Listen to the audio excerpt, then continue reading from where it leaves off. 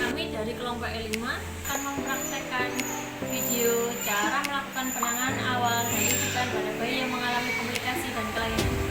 Selamat menyaksikan.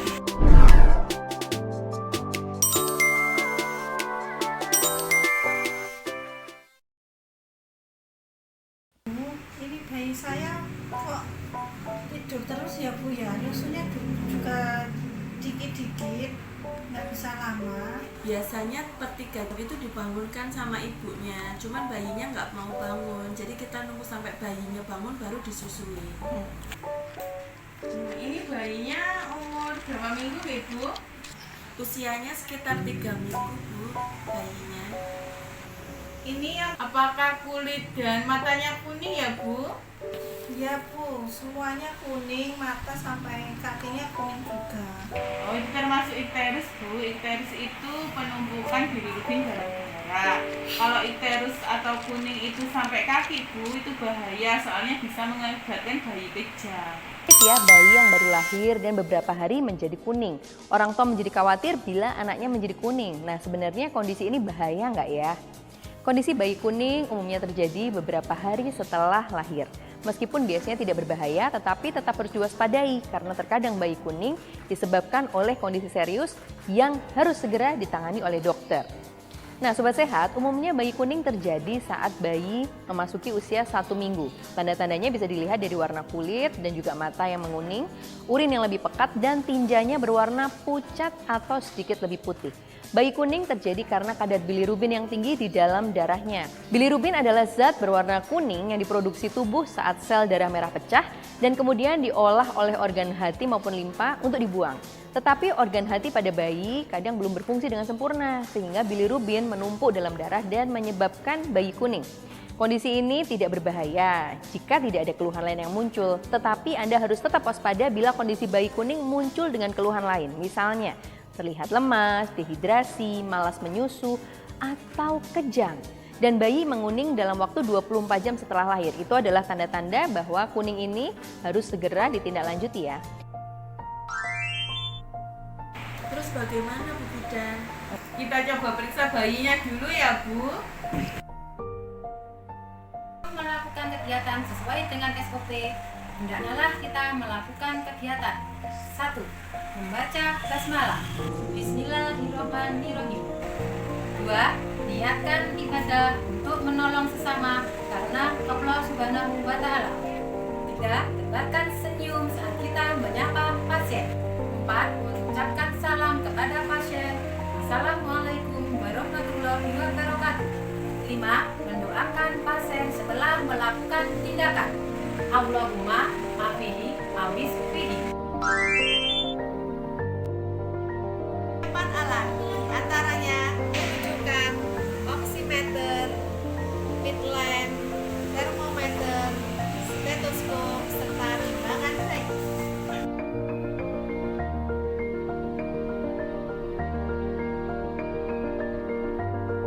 Langkah kerja 1. Melakukan stabilisasi pasien gawat darurat neonatal. Cek kadar gula bayi mulai IMD, suhu, jaga bayi tetap hangat, dan bila kejang, tangani kejang, atasi shock. 2. Menentukan kegawat daruratan penderita. 3. Memberikan informasi pada pasien dan keluarga. 4. Menentukan tempat rujukan. 5. Mengirimkan informasi ke tempat rujukan. 6. Persiapan penderita bakso kuda. 7. Melakukan metode kanguru pada BBLR di atas 200 gram saat merujuk. 8. Merujuk penderita.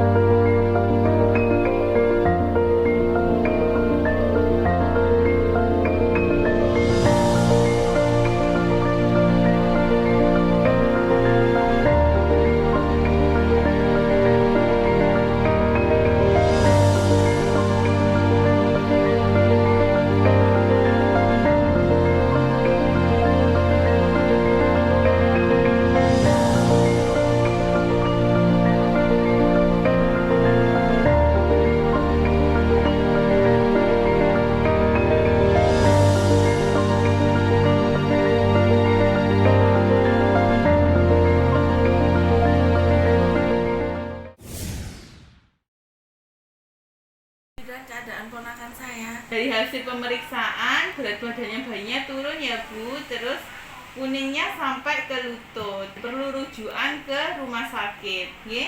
Nanti di rumah sakit ditambah cairan sama disinar biasanya. Kira-kira nggak bahaya tak Bu buat bayinya? Berapa lama Bu biasanya kalau disinar? Nggak bahaya Bu, nanti disinar biar kuningnya cepat memudar. Untuk berapa lamanya tergantung dokter di rumah sakit dan kondisi bayinya bagaimana, ya. Kira-kira dirujuknya di rumah sakit mana Bu ya? Saya minta yang paling baik rumah sakitnya. Kalau menurut saya di Rumah Sakit Umum Haryoto nggih Bu, karena alat-alatnya lebih lengkap, nggih. Kira-kira kapan ya Bu dibawa ke rumah sakitnya? Lebih cepat lebih baik. Dan saya buatkan surat rujukan dulu ya Bu buat pengantar ke rumah sakit, nggih. Sudah Bu, saya manut saja.